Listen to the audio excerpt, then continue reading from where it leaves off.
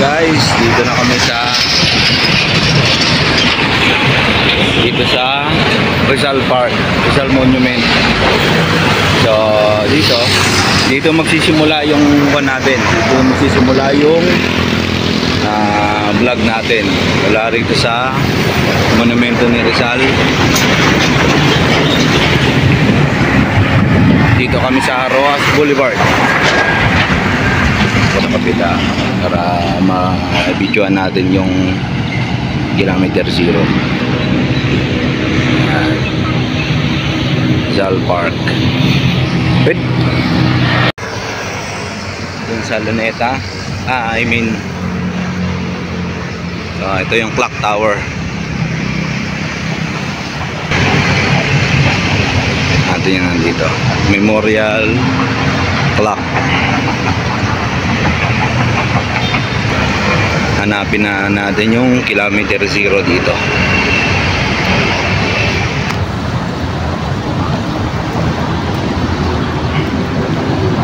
Luneta Park, Rojas Boulevard, Manila.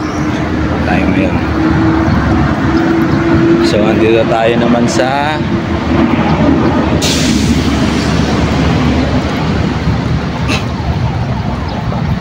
Quirino Stadium.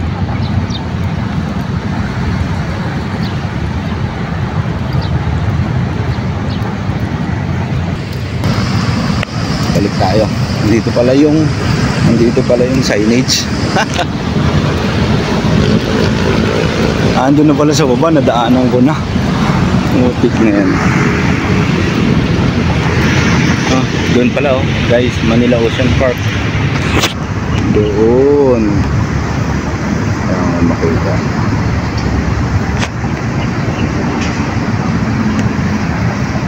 Makita.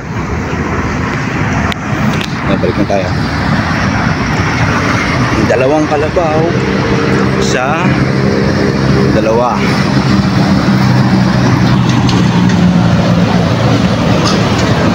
Memorial Clock Tower. Ano naman natin sakit.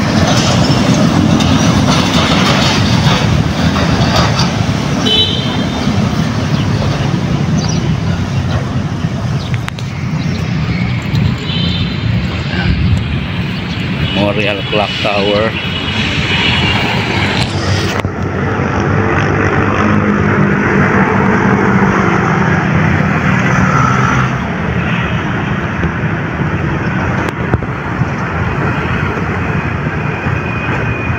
Grand Lodge of Free and Accepted Masons, Philippines.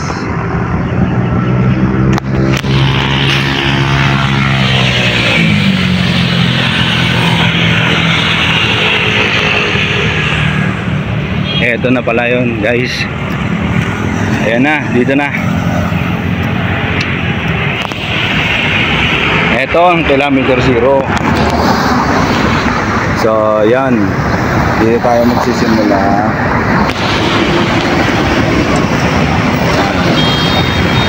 Dito tayo magsisimula na mag-vlog. Siyempre bibilangin natin kung nakakailang kilometers tayo.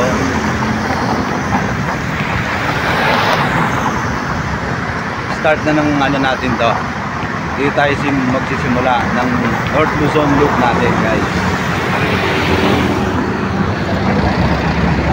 Simula ng North Luzon Loop, kilometer 0, mula dito sa Rojas Boulevard, Luneta Park.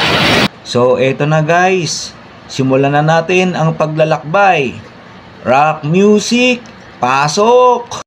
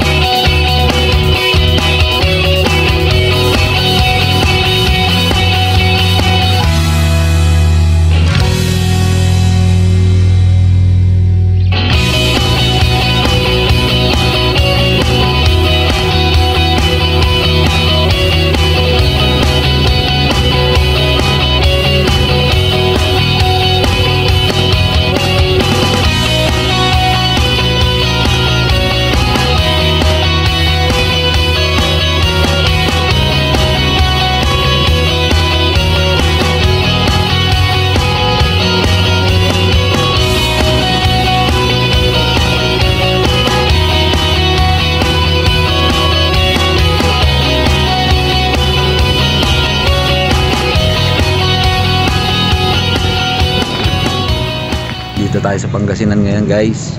So maglit muna tayo dito sa Manawag Church para magsimba at para makita na rin kung ano yung tsura ng simbahan sa loob.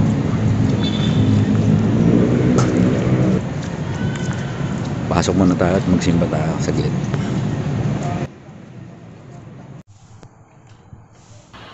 Actually, sinadya po talaga namin puntahan ito kasi along the way na rin naman po siya. Bumisita tayo rito para sa isang side trip lang naman at mabisita na rin tong church nila rito. Luma na rin yung simbahan, pre, no? Nakapag-video naman ako kahit konti lang, nakapag-record ako kahit papano. At least makita nyo rin kung ano yun nasa loob. May mga part lang po sa loob ng simbahan na hindi na natin kinuhanan ng video.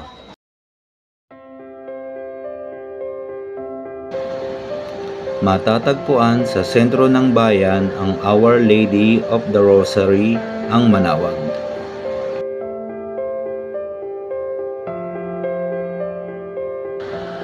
Almost 400 years na rin mula nang itinatag ito ng mga Dominican priest noong 1605. At ilang malalakas na lindol na rin ang dinaanan ng simbahang ito.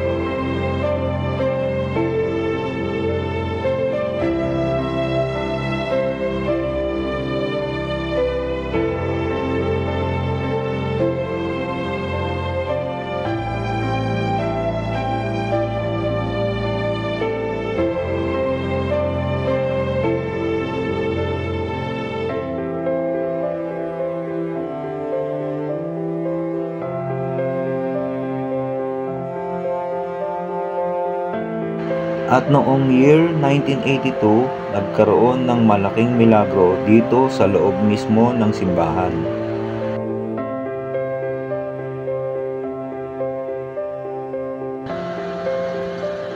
Ayon sa mga witnesses noon, meron daw isang sanggol na nabuhay mula nung inilagay ito sa altar. Kaya magmula noon, nakilala ang simbahang ito at dinarayo na rin ng mga deboto.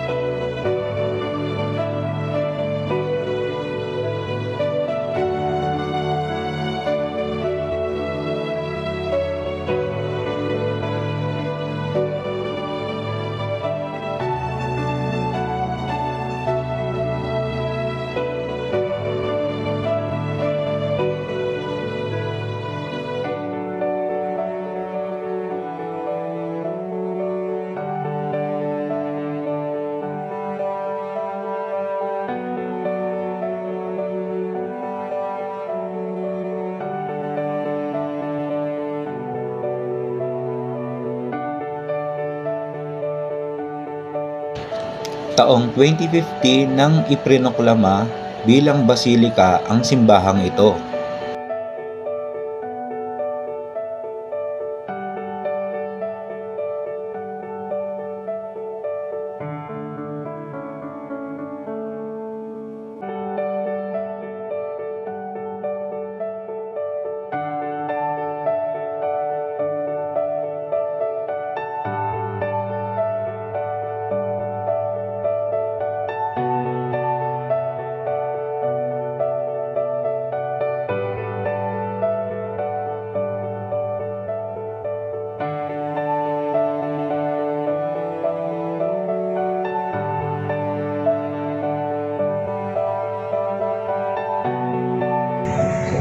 konting vlog lang natin to.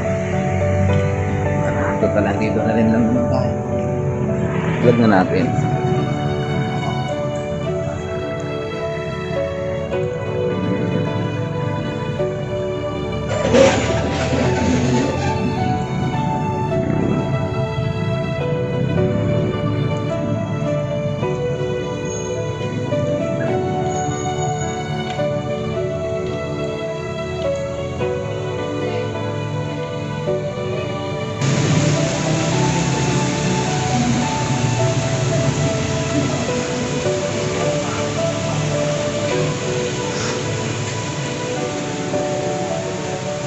Yan, dito tayo.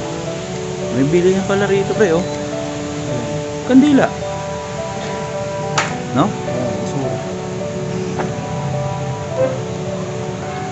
Mahal. Oo. Ay, di rin. Sorry yan eh. Tayo. Subukan namin guys na pumasok dito sa museum.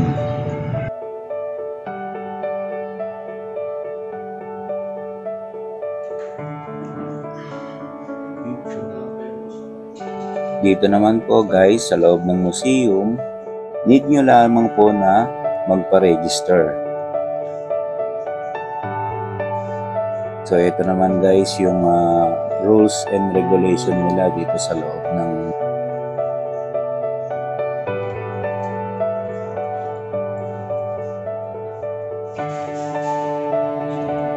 and then wala naman po silang hinihingi dito na any donation or entrance fee.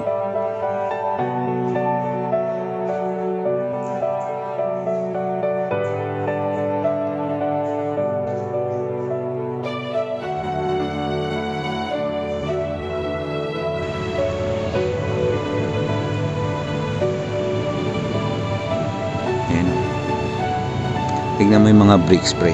Kasi nauna pa yan. Kaya yung mga ganyan na mga ganyan style. Yung mga ganyan style ano. Okay.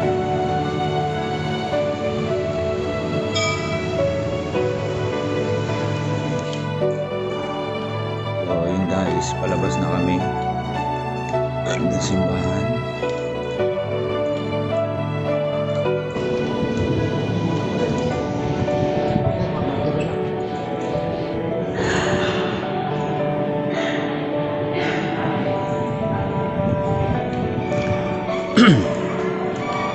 So guys, meron siyang historical marker dito sa loob ng Manaoag Church, malapit sa entrance.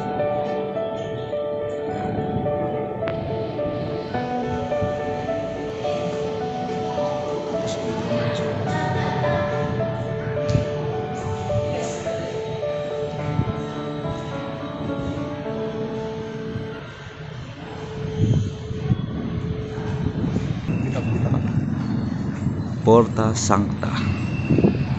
Bitak-bitak na ano pre? Ah, religious tindahan pala to pre. Kaya nga, religious store na. Oo.